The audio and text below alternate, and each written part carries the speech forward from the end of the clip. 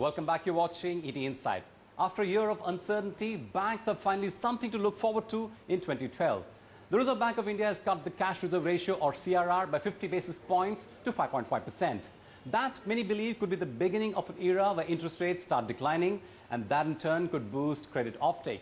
But things may not be that simple. Swati D'Souza tells you why. India's wheel of fortune is slowly turning for the better. The latest IIP figures show a rebound in growth of 5.6%. Weekly food inflation is down at 1.03%, and the headline inflation figures have come down to a two-year low of 7.74%. And now the RBI has slashed the CRR rate by 50 basis points.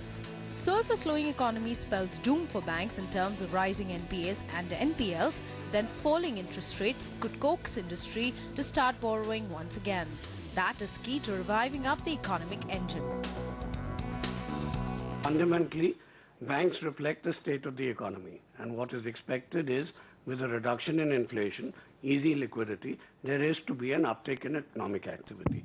If there is an uptick in economic activity, we will participate in it.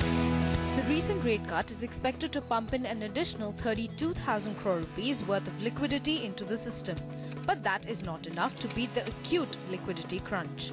That's because daily bank borrowings from the RBI have increased from 80,000 crore rupees in September 2011 to 1,60,000 crore rupees in January, and that's through the repo window.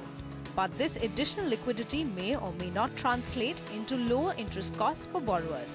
That's because their cost of funds on the money they borrow for lending purposes may not come down on account of severe competition from several competing products like tax-free bonds. And if their cost of funds don't decline, then lending rates may remain firm. There are competing structures which offer a high rate of interest, so we will have to look at the market. And in my view, lending rates then depend on how the cost of funds move. So I think it's a little premature to really project about how interest rates will move. The good news is that there is more liquidity coming into the system, with the government promising capital infusion for all public sector banks and even approving a 6,000 to 8,000 crore infusion into the SBI group. The bad news is that a rate cut may have come a little too late, at least for this financial year. According to rating agency ICRA, the banking system needs to expand credit by 2.13 lakh crore rupees in the last quarter of this financial year to meet the RBI's credit growth target of 16%.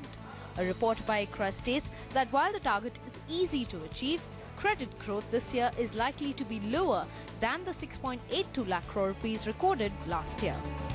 Even RBI has scaled down its projection of credit growth from 18 to 16%. Take it because there are only 2 months left in the economy, so there is not enough lead time to absorb the excess liquidity when it comes, at least for CAPEX.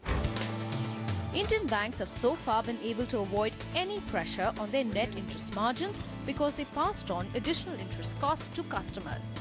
But with interest rates looking like they will head downward, the pressure on margins and hence profitability is inevitable.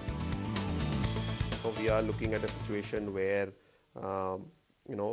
spreads are going to drop. We expect that the net interest margins in themselves will drop by about 18 to 20 basis points. We are looking at net profit margins also coming down materially. We look at the NIMs may be coming below 3%. As net interest margins fall, banks will have to shift focus from profitability to efficiency once again. According to the RBI, the net interest margins of Indian banks are far higher than those of banks in some emerging markets, despite taking into account priority sector lending. And the regulator has stated to sustain high and inclusive growth, Indian banks need to raise the level of domestic savings and channelize them into investments.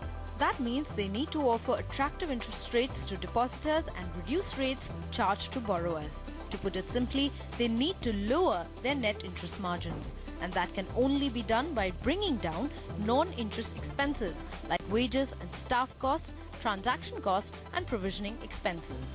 Enter technology.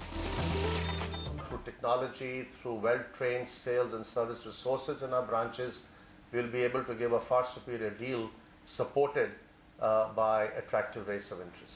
There will be more focus on financial inclusion.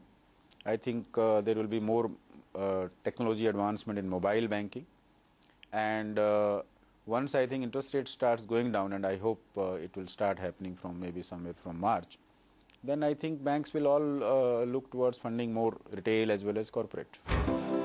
The biggest reason why banks need to get moving faster on technology adoption is the fact that banking is becoming more complex.